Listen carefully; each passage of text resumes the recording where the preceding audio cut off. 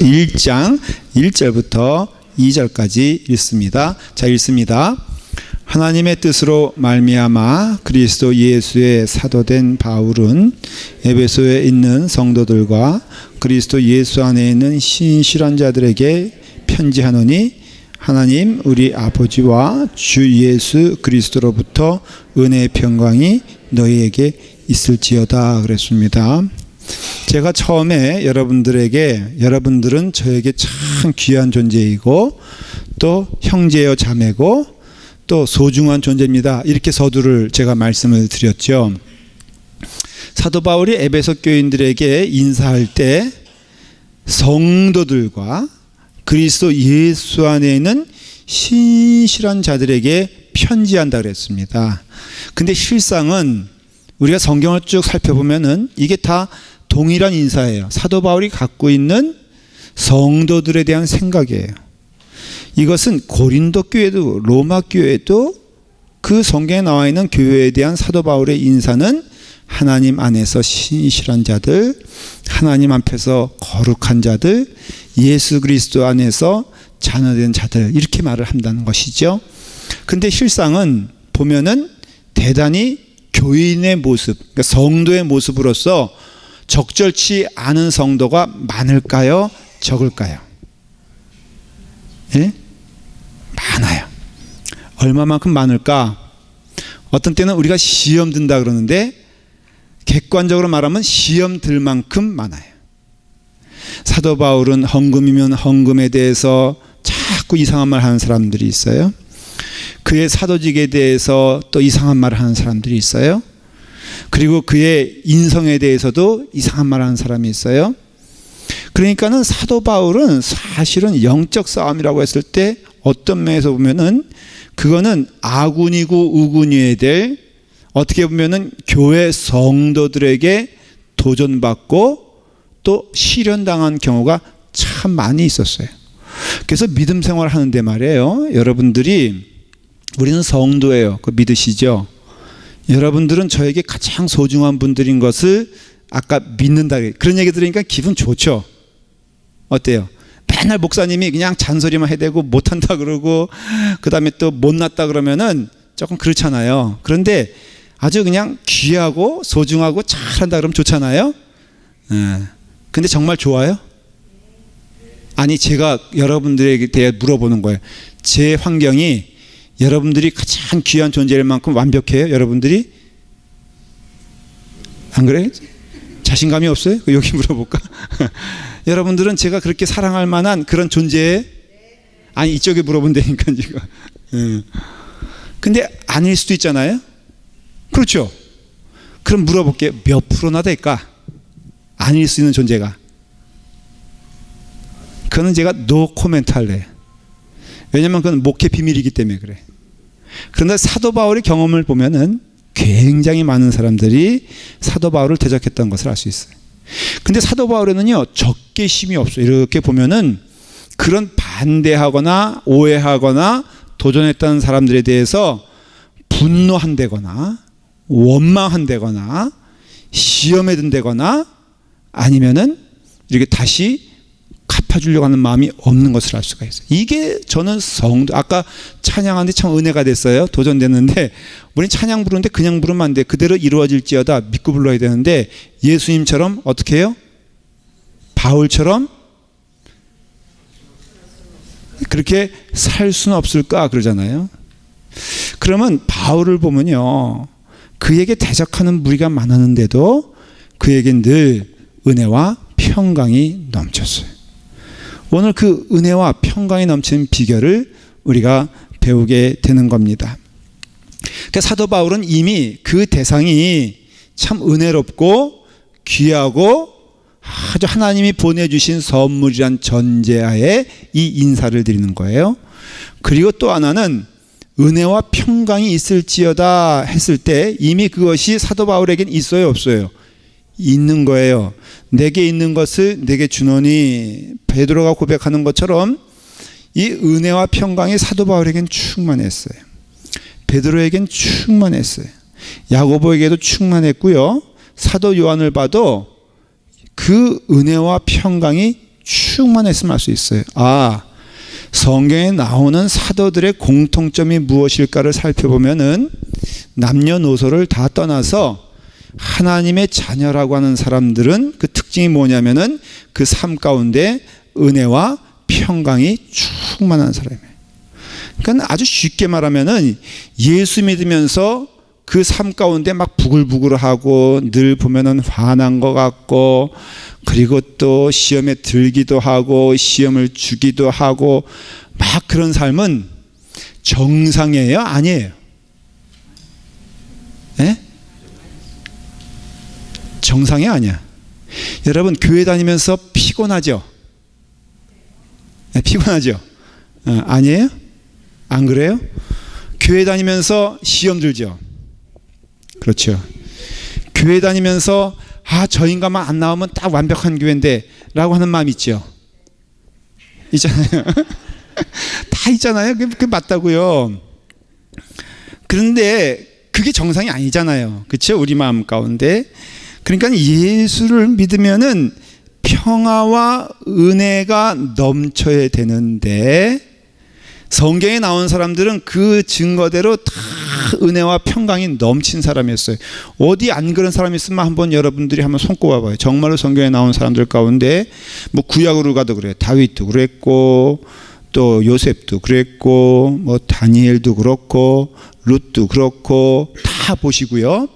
신약은 더욱더 분명하죠. 베드로, 야고보, 요한, 그 다음에 또 뭐 바울, 그 다음에 뭐 디모데 하는 사람들 쭉 보면 여기서 나와 있는 은혜와 평강이 넘치는 사람이었는데, 이 사람들은 여러분들이 생각하기에 구름을 걷는 사람들이 아니었어요.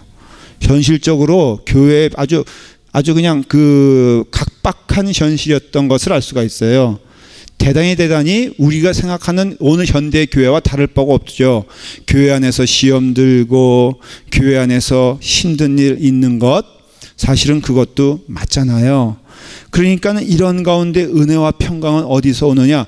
결론을 말씀드리면요, 이 은혜와 평강은, 이 평강은 이 땅에 주는 것이 아니라 오직 주님만이 주신 것이다 라는 걸 성경은 말하고 있어요. 그러니까 이 갈등과 이 어떻게 보면 시련, 시험 여러 가지를 여러분들이 이기려고 한다면은 사실은 누구와 붙어 있는 자가 돼야 돼요? 주님과, 예수님과 붙어 있지 않으면은 이 싸움은 실패하는 싸움이 되고, 여러분들의 얼굴은 점점 예수를 믿는다고 하면서 더 어두워지고 힘들어지고 시험 들죠. 그러면은 여기서 시험 들고 막다른 골목이면은 교회를 나갈 수밖에 없어요. 그렇죠? 나가서 어디 갑니까? 예? 저 교회로 가잖아요. 그렇죠? 저 교회로 가죠. 집사님 좀 이러고 있어 지금. 자, 저 교회로 가죠. 잘 들으십시오. 이제 여기 온 이상은 빼도 박도 못해. 제가 분명히 말씀드릴게요. 이 교회를 떠나서 나가는 순간 그 사람은 주님 나라 갈 때까지 방랑자가 될 겁니다. 그러니까 죽으나 사나 어디서 이제는 뭘 해야 돼? 라팔마 교회에서 뭐 해야 돼? 예? 소위 여러분들 말해도 쇼부를 봐야 돼. 여기서. 알았죠? 최정환 장로님 잘 들으셨죠? 예. 저 건축 현장 하면 틀림없이 시험이 한 보따리 오게 돼 있거든요. 저는 알아요. 이제 장로님은 그걸 이제 이기셔야 돼. 우리 여기 중직들 다 마찬가지예요. 그런데 분명히 얘기하는데, 하여간 라팔마 교회를 떠나면은 그 순간 그 영혼은 이리저리 옮기다가 끝나는 줄 깨달으시고 죽어도 어떻게 한다? 라팔마 교회에서 있어야 된다는 거예요. 그러니까 은혜의 평강은요, 사람에게서 오는 게 아니에요. 그러니까 여러분들이 지금 믿음의 시선이, 신앙의 포커스가 사람에게 있는 이상은 시험 들 수밖에 없어요. 그러니까는 여기서 은혜와 평강이 넘친다고 하는 그 말은 사실 아주 간단한 거예요. 뭐예요? 예수님으로부터 오는 평화, 예수님으로부터 오는 평강이 너희 가운데 있느냐 이거예요. 그러려면 당연히 릴레이션십을 누구와 가져야 돼요? 주님과 같지 않고는 이 주시는 평화, 그래서 제가 여러분들에게 도전했잖아요. 여러분들이 세상에 눈이 묶여있는 이상은 이 말씀은 그냥 허공에 떠도는 그냥 피상적인 말씀이 될 겁니다. 뭐 잠시는 은혜 받을 거예요. 그렇지만은 여러분들에게 진정한 은혜는 이 말씀을 통해서 보면 제자가 되지 않으면, 제자란 건 뭐냐면은 팔로워, 무조건 따라가는 자예요. 누구를? 예수님을 따라가는 자예요. 그러니까 예수님을 따라가면은 그 삶 가운데 주시는 답이 분명히 있거든요. 저는 내일 무슨 일을 할지 솔직히, 물론 일정이 있죠. 토요일이니까 뭐 해요? 예? 설교 준비하겠죠. 그 다음에 뭐 해요? 그 다음 또 뭐 해요? 뭐 내일은 이석원 장로님 내에서 교육부 한다니까는 갈지 안 갈지는 잘 모르겠어. 설교 준비가 되면 가는 거고 안 되면 못 가는 거지. 그래도 기대하는 바가 있어요. 거기 가면 갈비를 준다면서요. 그렇죠. 요즘 갈비 먹기 어려운데 여러분 갈비 준대요. 그냥 저 집 망하게 하려면은 다 가면 돼. 그래서 선별하여 지금 초청한 거죠, 장로님? 다 오세요? 그러니까는 여러분들의 가는 길에 있어서 저는 내일에 무슨 일이 일어날지 몰라요. 그러나 분명한 건 있어요. 어떤 일이든지 주님이 기뻐하시는 길을 가겠다라는 고백이 있어요. 비록 무지하기 때문에 잘못된 선택할 수도 있고요. 잘못된 길을 갈 수도 있죠. 그렇지만은 내 심령 가운데, 마음 가운데 무엇이냐면은 나는 주님의 길을 갔으면 좋겠다. 주님이 기뻐하시는 일이라면 불구덩이라도 들어갈 것이고, 주님이 기뻐하시는 일이라면 내가 좋아하는 일 멈출 것이고, 하여간 주님이 기뻐하시는 일이 나의 길이 될 것이다 라는 그런 신앙의 고백과 확신과 그 길을 가면요, 제 삶이 불안하겠어? 평온하겠어? 평온하겠죠. 왜? 어떤 길이든지 내일 가는 길이 주님의 길이니까. 그래서 오늘 여기서 말하는 은혜와 평강의 평화는 세상에 주는 평화가 아니에요. 이 평화는 뭐냐면은 그저 싸움이 없고 다툼이 없고 그냥 너 좋고 나 좋다 하는 평강이 아니라, 이 성경에서 말하는 평강은 뭐냐면은 어느 때 이루어지는 평강이냐면은 원수가 화해를 해가지고 죽을 원수지간이 서로 화해해서 함께 부둥켜 안고, 이게 철자법이 어떻게 되죠?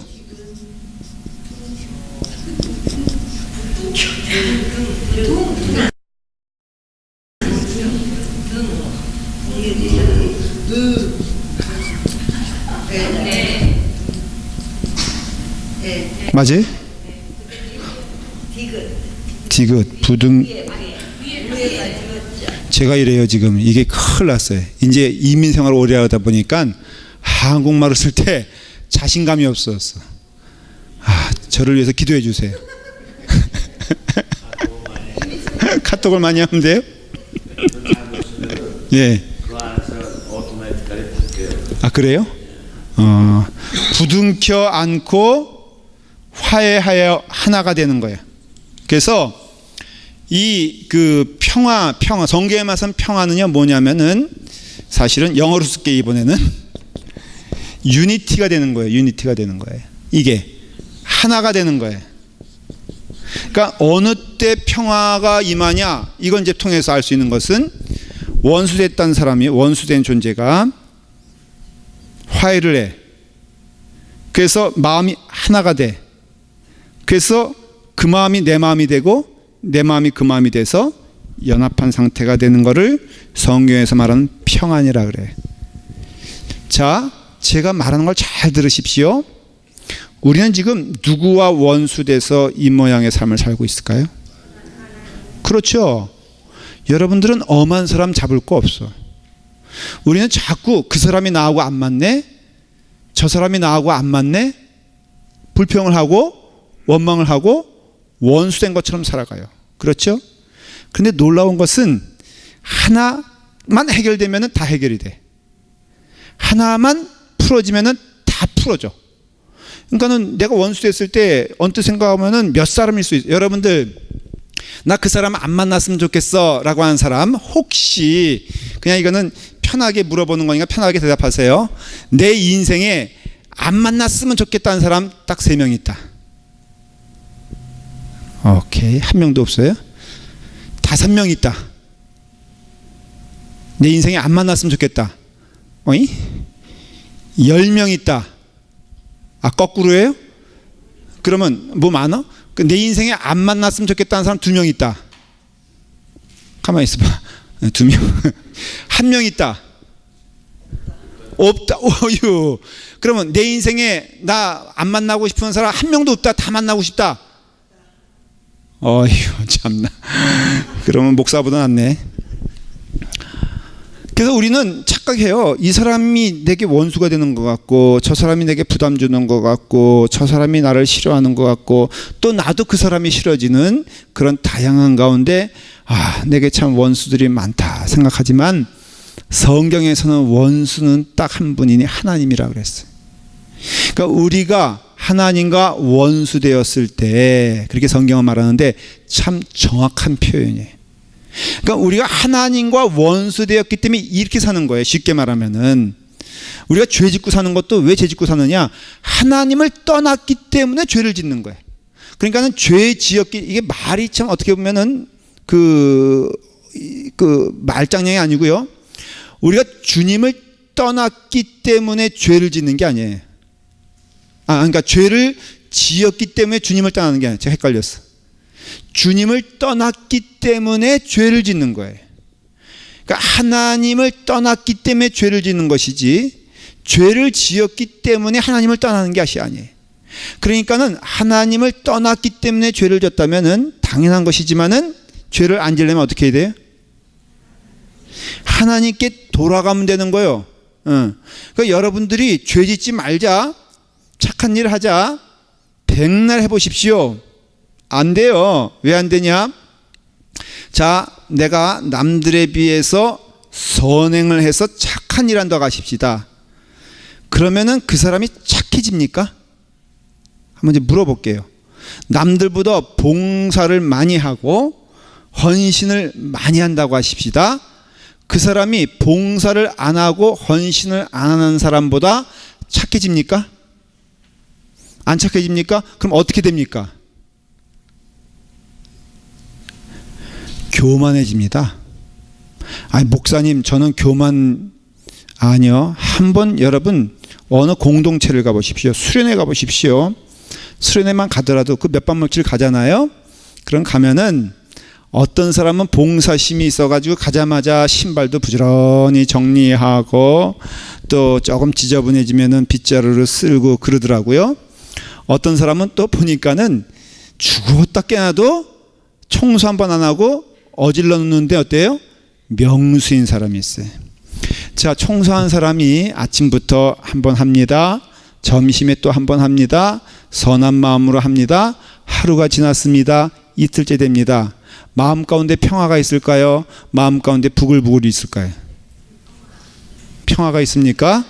그건 정말 안 해봐서 그렇지, 다 팬팬히 놀고 있다고 생각을 하고 지저분한데 나만 봉사하고 있다는 마음이 슬슬 들기 시작하면서 한 3일만 지나면은, 그런 사람과 함께 가면은 3일만 지나면은 이거는 이런 지옥이 없어요. 내가 해왔던 일이기 때문에 청소할지 몰라도 그 마음 가운데에는 분함이 있고, 그 마음 가운데에는 원망하는 마음이 있고, 그 마음 가운데에는 결국은 원수된 마음이 생기더라 이거예요. 그러니까는 이게 사람과 사람이 좋다고 해서 평화로운 게 아니라, 우리가 원수 되었을 때 성경의 원수는 바로 하나님이었다라고 말을 합니다. 그런데 예수 그리스도가 우리에게 오셨어요. 그래서 오셔서 예수 그리스도로 인하여 우리가 원수된 하나님과 부둥켜 안고 화해하는 은혜를 체험하게 됐어요. 그 reconciliation이라고 그래요. 하나님과 우리가 화해되었단 말을 성경에서는 표현을 해요. 그러니까 원수된 하나님과 우리가 화목하게 됐다, 그런 말도 합니다. 누구로 인하여서? 예수 그리스도로 인하여서.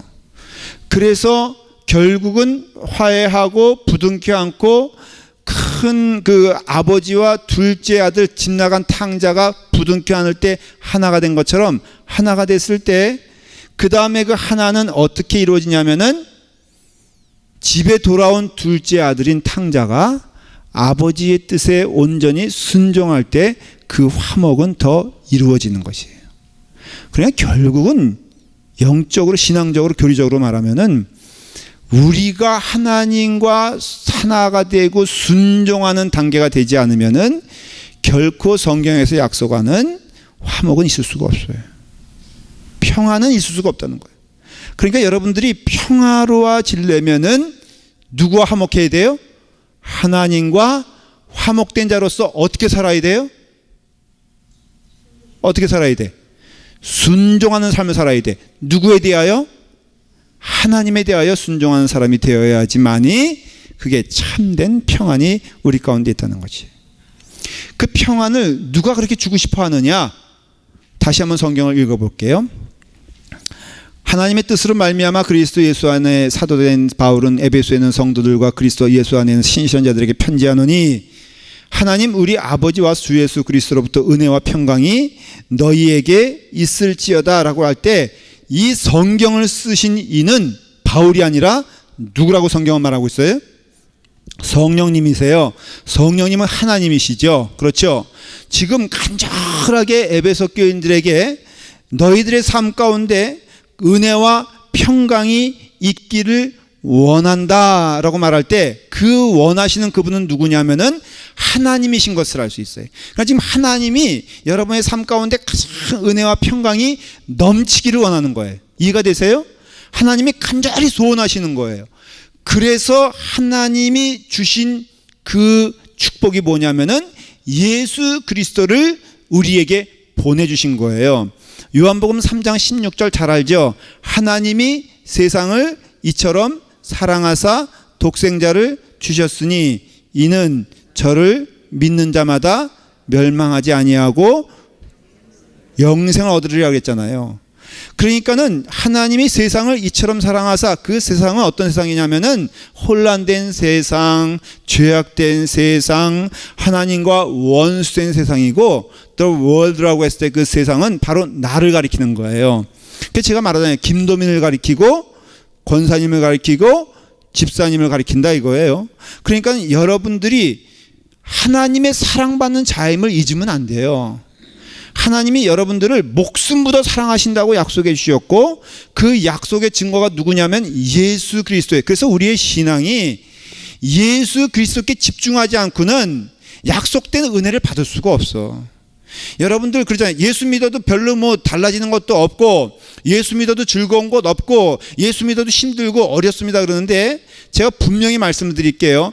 여러분들이 예수님께 붙어 있는 한 약속된 은혜와 평강이 여러분 가운데 넘치는 줄 꼭 믿으시길 바랍니다.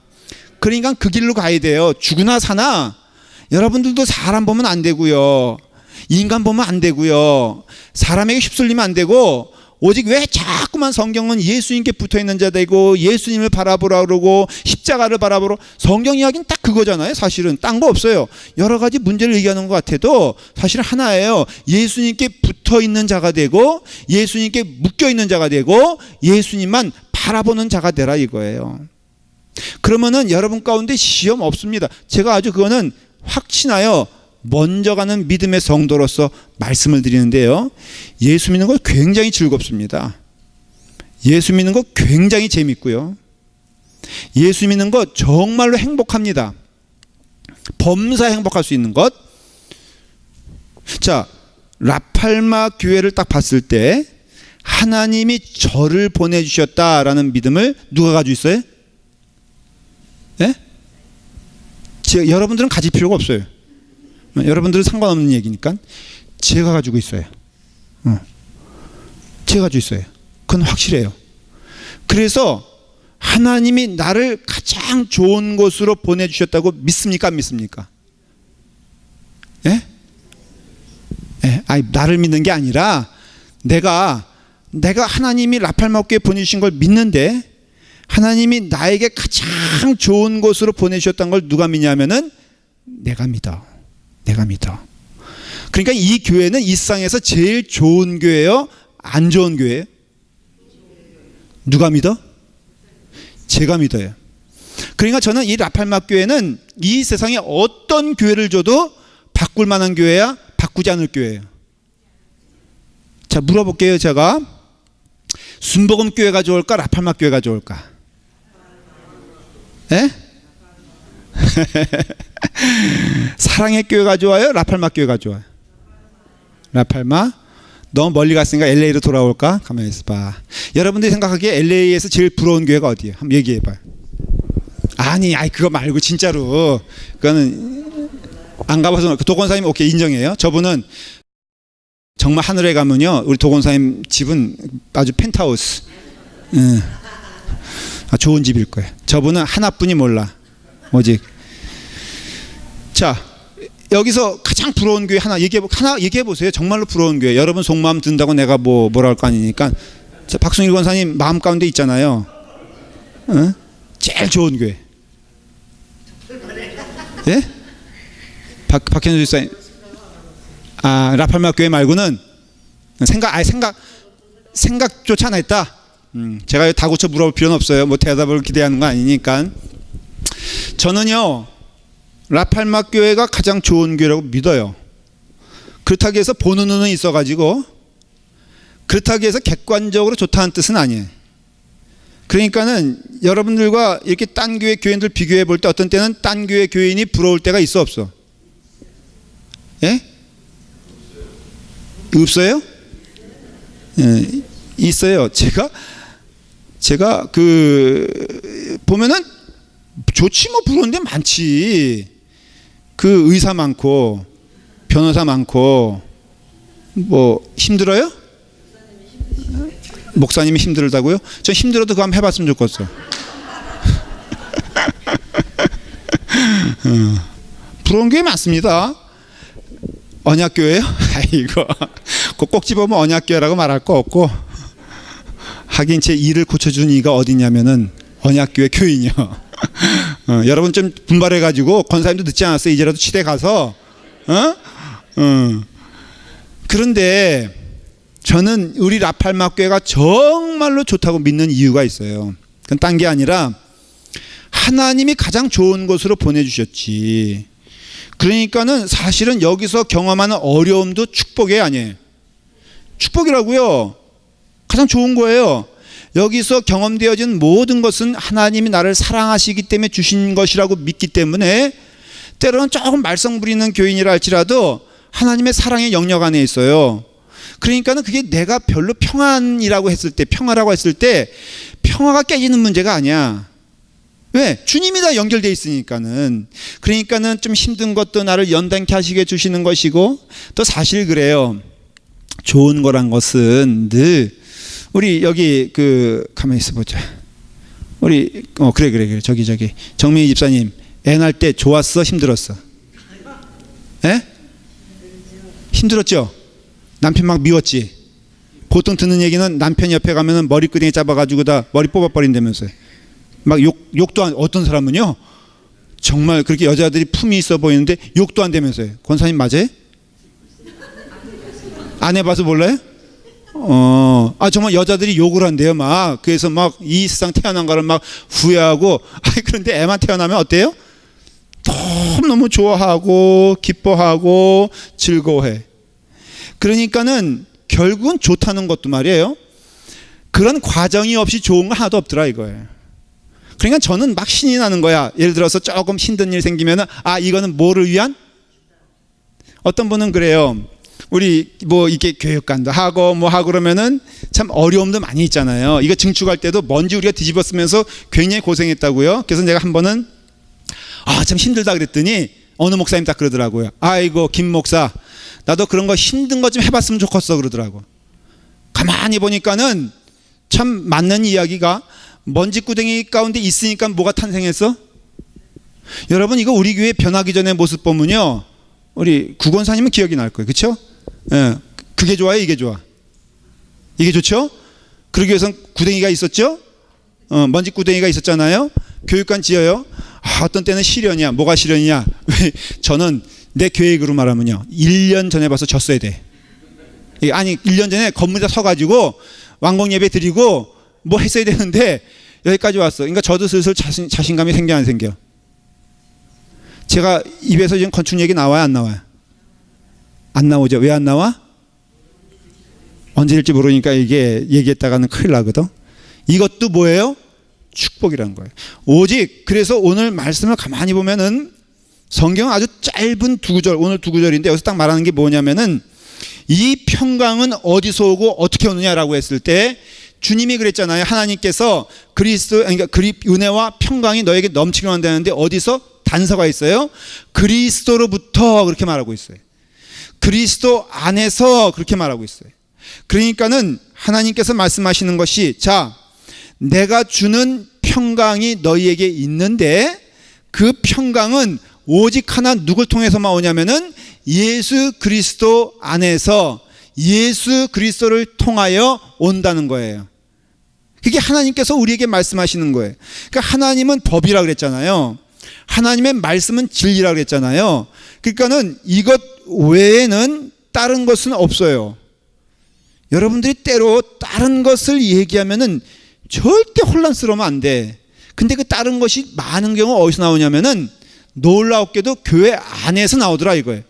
교회 안에서조차도 예수 그리스도 안에, 그러니까 예수 그리스도 외에 딴 것으로 행복을 추구하려고 그러고 딴 것으로 기쁨을 누리려고 그러고 딴 것으로 만족을 누리려고 할 때 반드시 하나님의 약속 가운데가 아니기 때문에 그것을 가리켜서 거짓되다, 거짓되다. 누가 말하느냐? 하나님이 말씀하신다는 거예요. 예레미야서 14장 14절 읽고요. 6장 14절 읽을 거예요. 제가 먼저 읽어볼게요. 제 얘기를 들으세요. 여호와께서 내게 이르시되 선지자들이 내 이름으로 거짓 예언을 하도다. 세상에 선지자들이요, 예수님 하나님의 이름으로 거짓 뭐 한다고요? 예언을 하고 있다는 거예요. 그럴 수 있다는 것이죠. 나는 그들을 보내지 아니하였고 그들에게 명령하거나 이르지 아니하였거늘. 보낸 적도 없던 거예요. 하나님이 말도 안 했다는 거예요. 그들이 거짓 계시와 점술과 헛된 것과 자기 마음의 거짓으로 너희에게 예언한도다. 여러분 잘 들으십시오. 예언한다고 다 예언이 아니에요. 그리고 예언은 대단히 하나님의 영역이기 때문에 조심해야 되고 예언을 사모하지 마십시오. 왜냐하면은 그 예언이 거짓될 경우가 참 많은데, 예레미야서 6장 14절에 무슨 거짓을 했냐면은 그들이, 그 가짜 선지자들이에요. 그들이 내 백성의 상처를 심상히 고쳐주며 말하기를 평강하다 평강하다 하나 평강이 없도다. 이게 무슨 말이냐면은 그 마음을 위로해 준다는 것으로, 여러분 마음이 위로받는다고 다가 아님을 아셔야 돼. 여러분들, 자, 내가 누구를 때리고 물건을 훔쳤어. 죄예요, 아니에요? 죄죠. 근데 그 사람 마음 가운데 왜 훔쳤느냐? 자기가 부모로부터 받은 것이 없기 때문에 상실한 마음에서 훔쳤다고 하십시다. 그러면 거짓된 사람이 이렇게 말할 수 있잖아요. 너무너무 힘들지, 어렵지, 그래 훔칠 수도 있어. 뭐 훔치는 게 그렇게 큰 죄인가? 남들도 훔치고 사는데, 그러니까는 괜찮아, 훔치는 거. 하나님도 이해하시니까 다음에 더 많이 훔쳐. 위로가 돼, 안 돼? 되죠? 아, 이 사람이 나의 아픈 마음을 알고 있구나, 이해하고 있구나.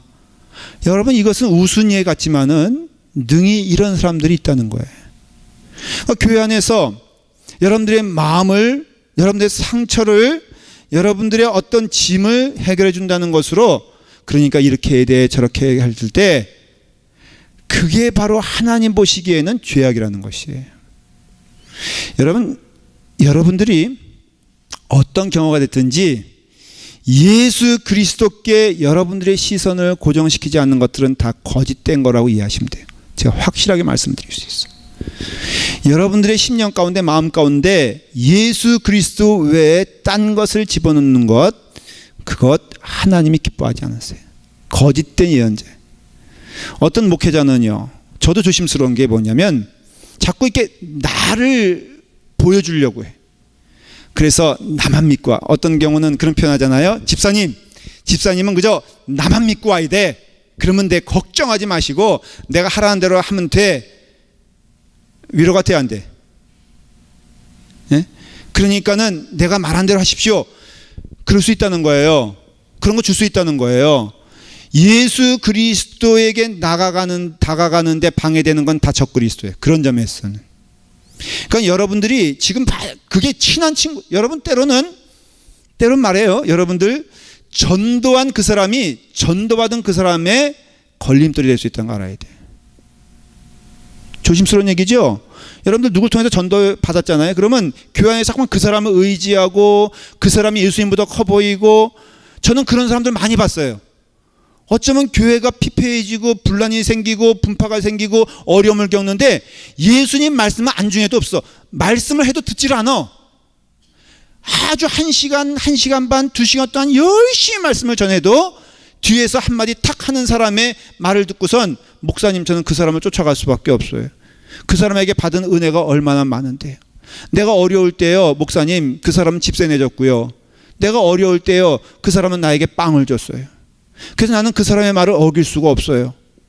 여러분, 그게 바로 주님께 나아가는 길에 방해되는 거라 이거예요. 그러니까는 어떤 경우가 됐든 어떤 상황이 됐든 지금 이 예레미야 당시에는 이 영혼들이 죽어가고 있고 하나님을 떠나갔는데도 너희는 하나님을 떠난 적이 없다. 너희는 하나님이 버린 적이 없다. 너희는 잘 되고 있으니, 잘하고 있으니. 근데 이 사람들이 어떤 모습이면 제사는 드렸어요. 제사가 없었던 시대가 아니에요. 예배는 있었는데 진실한 예배가 없었던 거예요. 그러니까 이와 같은 그런 상황에서 예수님, 하나님이 하신 말씀이 하나님의 평화는 세상의 평화가 아니다라는 거예요. 요한복음 14장 27절에 평안을 너희에게 끼치노니 곧 나의 평안을 너희에게 주노라. 내가 너희에게 주는 것은 세상이 주는 것 같지 아니하니라. 너희는 마음에 근심하지도 말고 두려워하지도 말라 그랬어요. 아주 성경에 굉장히 중요한 표현들이 나오는데 뭐냐면은 예수님을 믿으면에 대한 답이 나와요. 여러분, 예수님을 믿으면 어떻게 돼요? 맞아요, 그거예요. 아주 숱하게 반복되어지는 얘기가 있어요. 예수님 믿으면은 평강이 온다 그래요. 예수님 믿으면은 평화가 온다 그래요. 마음의 평화, 은혜의 평화, 소망의 평화, 나를 향한 하나님의 은혜를 내가 보기 때문에 나 자신에 대해서도 만족하게 되고 감사하게 돼. 여러분, 거울 보고 여러분 봤을 때 감사할 수 있어요?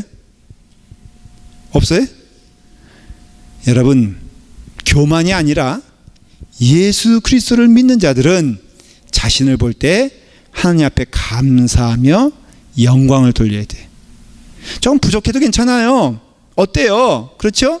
좀 재산이 없어도 괜찮아요. 분명한 것은 내가 나를 보게 되었을 때 하나님의 은혜 가운데 필터가 되고 보여지게 되면은 감사하고요. 그 다음에 또 이웃을 봐도 감사할 수밖에 없는 게 아까 말씀을 드린 대로 그 영혼들은 누가 주신 거예요? 하나님이 주신 것이니 얼마나 감사하냐. 그러니까는 결국은 예수 그리스도를 믿는 자에게 나타나는 분명한 증거는 찬송을 잘하는 것도, 기도를 유창하게 하는 것도, 봉사심이 많아지는 것도 아니라 예수 그리스도를 믿는 증거는, 가장 뚜렷한 증거는 뭐냐면은 평안이 넘치게 된다는 것이에요. 그리고 그 평안은 예수 그리스도 안에 거했을 때 누릴 수 있는 참 평안이기 때문에 누구도 어때요? 흔들 수가 없고 누구도 빼앗을 수가 없어요. 지금 사도 바울이 서신을 쓸 때 대부분 어디서 썼냐면은 감옥에서 썼어요. 감옥에서. 감옥이야 그냥 며칠 있다가 얘기 뭐 이렇게 성경 보면은 다 며칠 있다 나오지 않았습니까? 아니요. 사도 바울이 처하는 환경은 내일이면은 목이 잘려 죽을 수 있는 그런 환경에서 사도 바울은 늘 얘기한 게 뭐냐면은 우리 주 예수 그리스도 안에서 평강과 은혜가 넘치기를 원하노라 라고 말한 것은 자기 자신에 대해서도 평안이 있는 것이고 남에 대해서도 평강을 빌어주는 것이에요. 그래서 예수 믿는 자들은요, 증거가 있다 그랬잖아요. 나에 대해서도 평화롭고 남에 대해서도 평화로워요. 때로는 시험을 주고 핍박을 하는 영혼도 위에서 기도할 수 있는 것은 그 영혼이 불쌍하기 때문이고, 그 영혼이 온전히 주님을 못 보기 때문이라면, 그 영혼이 주님을 본다면 그 삶도 남을 핍박하거나 시험 들게 하는 삶이 아니라 평화를 빌어주는 삶이겠죠. 그러면 여러분, 자, 나에게 시험을 주고 나에게 핍박하는 영혼은 불쌍한 영혼이에요? 아니면 미워서 원수된 영혼이에요? 예? 왜 불쌍해? 왜 불쌍해? 나를 핍박하는 영혼, 나를 미워하고 오해하고. 근데 정말 미운 사람은요, 앞에서는 그냥 웃는데 뒤에서 딴 말하는 사람들 진짜 밉죠. 저는 아예 날 때렸으면 좋겠어. 그러면 조금 괜찮은데 내 앞에서는 그렇게 생글생글 하고 그렇게 아름다운 말을 하고 그렇게 공손하고 그렇게 착해 보이는데 보면은 뒤에서 맨 욕하는 사람은 아마 하나님도 용서 안 할 거라고 생각을 해요. 어떻게 알아요? 여러분, 우리의 삶 가운데 나를 핍박하고 나를 미워하는 사람이 있다고 하면은 그 사람은 분명코 불쌍한 사람이에요. 왜 불쌍한 사람이면은 그 안에 뭐가 없기 때문에? 평화가 없기 때문에 불쌍한 사람이요. 만일에 그 안에 평안이 있고 평강이 있고 주님의 마음이 있다면은 나에 대하여 악한 마음을 품을까? 아니겠죠. 그렇죠. 그러니까는 그 영혼 가운데 주님의 마음을 볼 수 있다면은 그건 같이 가는 동역자로서 감사한 마음이고요. 그 영혼에게 분노하는 마음, 남을 핍박하는 마음을, 남을 정죄하는 마음이 가득하다면은 그 사람은 내게 있어서 원수된 자가 아니라 누구예요? 불쌍한 영혼이에요. 왜 불쌍합니까? 그 안에 뭐가 없기 때문에? 평안이 없기 때문이고. 왜 평안이 없습니까? 그 영혼이 주님과 함께 가지 않기 때문에 평안이 없는 것이기 때문에, 여러분, 주님과 함께 가지 않는 자들을 볼 때 여러분들은 불쌍한 마음이 들어요? 안타까운 마음이 들어요? 예? 불쌍하며 안타까움 들죠. 그러니까는 물 위에서 배에서 우리가 있는데 물에 빠져 죽어가는 영혼들, 찬송에도 있잖아요. 저 죽어가는 자 누가 건져내야 돼? 그러니까 사실은 나를 핍박하고 나에게 시험거리가 되고 나에게 도전하는 그 사람은 내가 불쌍히 여길 사람이지 원수될 영혼은 아니라 이거예요. 예수 안에서는 원수가 없어요. 이제는. 왜? 하나님과 원수되었는데 하나님과 화목한 자가 되면 이 땅에 원수가 있어 없어? 없거든요. 그러니까는 우리의 삶 가운데 우리가 알아야 될 것은 하나님이 주시는 평안은, 바로 신자의 평안은 하나님과 화목한 자가 되는 것이고 하나님과 연합한 자가 된 것이라면은 그 평강은 하나님이 주시는 것이다 이거예요. 그래서 평강을요, 성경은 은혜요 선물이라고 말을 하지 우리가 애를 써서 가져야 될 것이라고 말하지 않아요. 왜? 이 땅에서는 여러분, 예를 들어서 우리가 집을 사기 위해서는 뭐를 벌어야 돼요? 돈을 벌어야죠. 돈을 벌기 위해서는 어떻게 해야 됩니까? 기도하면 됩니까? 아니요, 노력해야 되죠. 그렇죠. 근데요, 이 하나님의 평강은 노력해서 되는 게 아니야. 하나님이 주셔야지만 되는 거예요. 그래서 평강은 뭐라 그랬어요? 하나님의 선물이라고 했어요. 그러니까 우리는 받기만 하면 되는 거예요. 사실은요, 하나님의 평강은 어떤 자만 받냐 하면요, 하나님께 무릎 꿇는 자만 받게 돼 있어요. 그래서 여러분들이 하나님께 간절히 소망, 물론 하나님의 전적인 은혜로 구원받았기 때문에 우리의 구원의 시점을 얘기하면은 조금 다른 이야기지만은 아주 분명한 것은 여러분들이 오직 주님께만 무릎을 꿇고 주님께만 나아갈 때 우리가 어떤 은혜를 받냐 하면은 평강이 임하는 축복이 우리 가운데 임하게 된다는 거예요. 그래서 여러분, 이제는 그런 우리의 은혜가, 우리가 이 삶 가운데 있다면은, 예수님 주시는 은혜 가운데 있다면은, 적어도 하나님의 주권 안에서 하나님의 인도하심에 따라서 여러분들의 인생을 하나님께 맡기는 역사가 일어나야 돼요. 제 결론을 좀 말씀을 드리려고 그래요. 간증 겸 말씀을 드릴게요. 제가 하나님께 이제 부름을 받고 목사가 되면서 많이 기도했어요. 기도하면서 제가 하나님께 서원한 것이 몇 가지가 있었어요. 내 목회를 통해서, 아니 내 삶을 통하여서 하나님, 제가 이렇게 살겠습니다 라고 약속한 것이 있어요. 첫째 뭐냐면은 내가 계획하지 않겠다고 약속했어요. 그러니까 내 계획을 내가 너무 앞서서 내 계획이 하나님의 계획이 되지 않도록 제가 하기를 원합니다. 그래서 하나님이 원하시는 길, 하나님께서 인도하시는 길이 하나님이 축복하시는 길이라고 믿었어요. 제 목회 현실에서 현실적으로 구체적으로 나타난 게 뭐냐면은, 제가 목회자가 된 다음에 하나님께 서원한 것이 그거면서, 내가 어느 교회를 가겠다고, 내가 좋으니까는 가겠다고 서원한 적이 한 번도 없어요. 사실 제가 세리토스 교회 오게 된 것도 그렇고, 25년 전에 거기서 우들랜드 교회로 가게 된 것도 그렇고, 우들랜드 교회에서 몬트리팍 그 다음에 주사랑 교회로 온 것도 그렇고, 이 라팔마 교회로 오기까지 사실은 제가 제 입으로 하나님 여기 가고 싶으니까는 저를 보내주세요 라고 해서 온 적은 한 번도 없어요. 이거는 고백이고 간증해. 아니 만일에 그렇게 소원을 했다면 제가 라팔마 교회 왔겠어 안 왔겠어? 솔직히 왜 거기까지 얘기하니까 좀 이상해 분위기가. 제가 정말로 소원해서 라팔마 교회가 너무너무 좋은 교회니까는 내가 이 교회를 목숨 걸고 와야 되겠다라고 했을 것 같아 안 했을 것 같아? 제가요 이제 와서 하는 얘기인데, 여기 라팔마 교회에 파송됐다 그래서 왔을 때 여기서 눈물을 흘리면서 두 바퀴를 돌았어.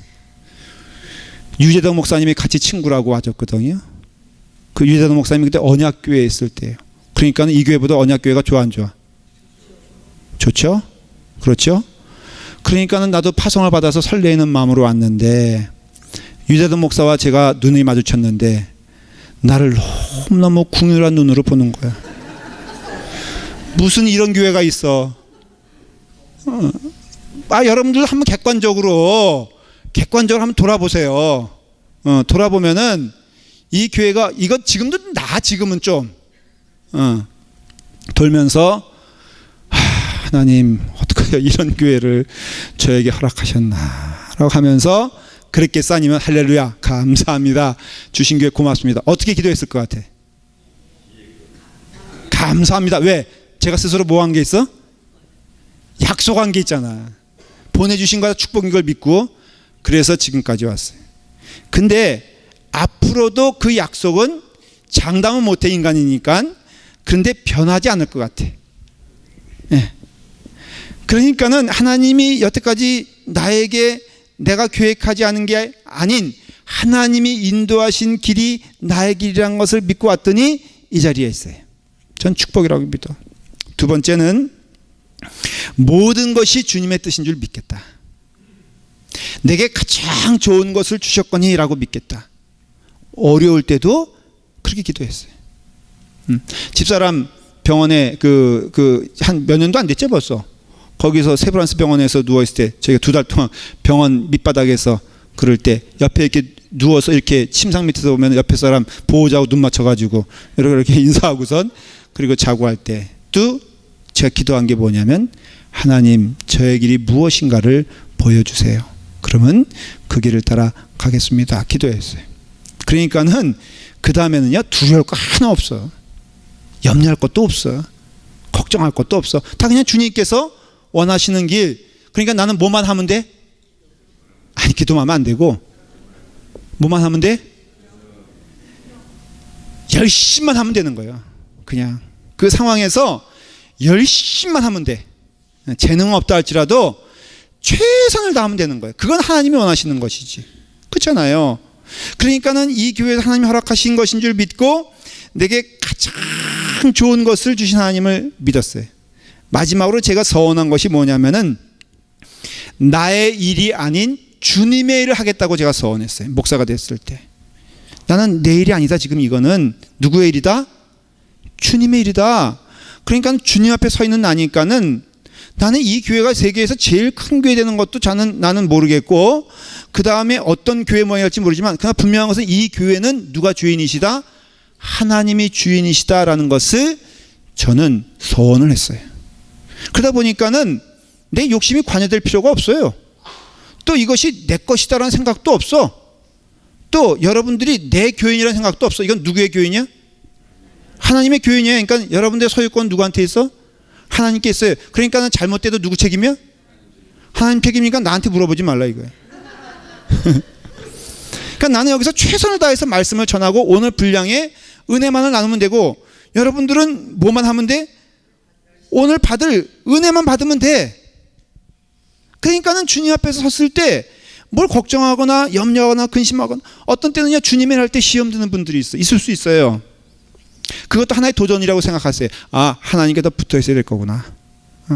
하나님께 더 붙잡혀 있어야 되겠구나. 주님을 더 바라봐야 되겠구나. 이게 옳은 일이라고 믿고 주님의 일이라고 믿으면 열심히 다해서 해야 돼. 주님의 일을 감당해야 돼. 그래서 평화가 우리 가운데 온다는 것입니다. 자, 말씀을 정리할게요. 평화는 오직 그리스도께서 주시는 평안뿐이 없어요. 이상의 것은 다 가짜예요. 속지 마십시오. 그것은 오직 예수 그리스도 안에 거할 때만 있게 되는 평화예요. 그 평화는 하나님과 원수되었던 우리가 하나님과 화목하게 되어서 얻는 평화예요. 그 평화는 오직 내가 이제는 하나님과 연합한 자가 되어서 하나님의 뜻에 순종하는, 하나님께 붙어있는 자가 되었을 때 누릴 수 있는 평화라면은, 지금 우리에게 가장 분명히 나타나야 될 증거는 무엇이냐면 순종일 수밖에 없어요. 여러분들도 속장님이면 속장님의 순종이 있고요, 여러분들의 맡겨진 순종이 있고요, 여러분들이 가는 길에 하나님이 기뻐하시는 길이 있다면은 그 길 향해서 부단히 가실 때마다 주시는 은혜는 누가 주세요? 하나님이 주세요. 무릎 꿇을 때마다 하나님의 음성을 들을 수 있어요. 하나님의 기뻐하시는 소리를 들을 수 있어요. 그럼 그 길 따라 오늘도 순종하고 내일도 순종하면서 여러분들의 삶이 주님께 순종하는 삶이 된다면은 약속된 평화가, 약속된 평안이 여러분 가운데 넘칠 것을 믿습니다. 우리 함께 기도하길 원합니다. 오늘 기도할 때 그 역사가 일어나길 소원합니다. 무엇이냐면은 주님 말씀하신 평안이 우리 가운데 임하게 하여 주시옵소서. 어떤 일이든지 시험당했다면 그것은 복잡한 게 아니라 딱 하나의 이유 때문인데, 주님과 붙어있는 자가 아직 아니기 때문임을 고백하면서, 여러분들에게 시험이 있거든 그것은 주님께 붙어있는 자가 되면은 다 극복하고 회복될 것을 믿기 때문에 주여 주시는 평안이 우리 가운데 넘치게 하여 주시옵소서. 우리 다 같이 함께 기도하도록 하겠습니다. 아버지 하나님 감사합니다. 주님의 은혜가 우리 가운데 있습니다. 하나님의 말씀 가운데 주님을 믿고 나아갑니다. 주님 주시는 평안이 우리 가운데 넘치고, 주님 주시는 은혜가 우리 가운데 넘치고 있습니다. 주님 마음을 다하여 뜻을 다하여 주님을 향하여 나아가며 주님을 향하여 고백하는 것은 아버지 하나님 주시는 은혜 가운데 한 걸음 한 걸음 주님이 주시는 기쁨을 고백하며 나아가는 겁니다. 우리 사랑하는 성도들이 주님 은혜 안에서 하나님이 주시는 평화를 누릴 수 있도록 인도하여 주시옵소서. 하나님이 주시는 은혜를 체험할 수 있도록 인도하여 주시옵소서. 주님이시여 우리의 심령 가운데 함께하신 아버지 하나님의 은혜가 우리 가운데 넘쳐서 주님이시여 마음을 다하여 뜻을 다하여 주님을 향하여 나아가는 주의 백성 될 수 있도록 인도하여 주시옵시고, 아버지 하나님을 믿고 나아가면서 주님을 향하여 무릎을 꿇고 주님을 향하여서 나아가는 주의 백성 될 수 있도록 인도하여 주시옵시고, 주님 주시는 평안 가운데 우리 주 예수 그리스도의 말씀에 순종하며 하나님께 나아갈 수 있도록 인도하여 주시기 원합니다.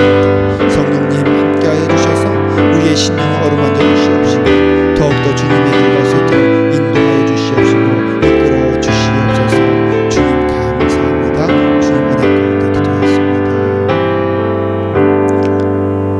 아버지 하나님, 우리 사랑하는 귀한 성도들이 주님의 전에 사모하는 마음으로 나왔습니다.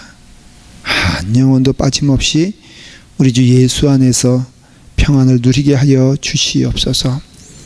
주님만을 바라보며 주님 주시는 은혜의 말씀을 들으며 그 말씀 순종하기를 기뻐하며 즐거워하는 믿음의 자녀들 될 수 있도록 인도하여 주시옵소서. 방황하고 때로는 힘든 비바람을 견디며 왔습니다. 그러나 간절히 소망하는 것은 주신 분도 하나님이시고 인도하시는 분도 하나님이시며 이끄시는 분, 그 안에서 약속된 은혜가 넘칠 것을 믿사오니 맡겨진 사명이 있거든 그것을 묵묵하게 주님의 사명으로 믿고 나아갈 수 있도록 인도하여 주시되, 억지로 감당하는 것도 아니고 또한 인간의 능력으로 감당하는 것이 아니라 주님 그 장벽이라 할지라도 찬송하며 기뻐하며 즐거워하며 나아갈 수 있도록 인도하여 주시옵소서. 사도 바울의 삶을 봅니다. 베드로의 삶을 보고 야고보의 삶을 보고 요한의 삶을 봅니다. 주여 믿는 자가 누릴 수 있는 축복을 누리게 하여 주셔서 주 안에서 누릴 수 있는 은혜와 평강이 넘치게 하여 주시옵소서. 예수님의 이름으로 기도드리옵나이다. 아멘.